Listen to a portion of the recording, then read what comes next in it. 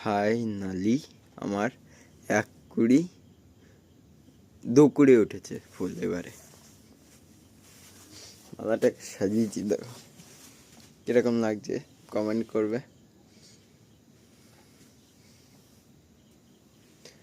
আর like আর subscribe করবে।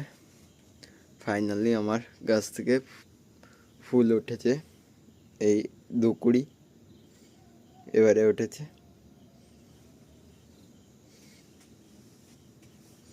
কিরকম লাগছে মালা গাথা তোমরা কমেন্ট করে দেবে।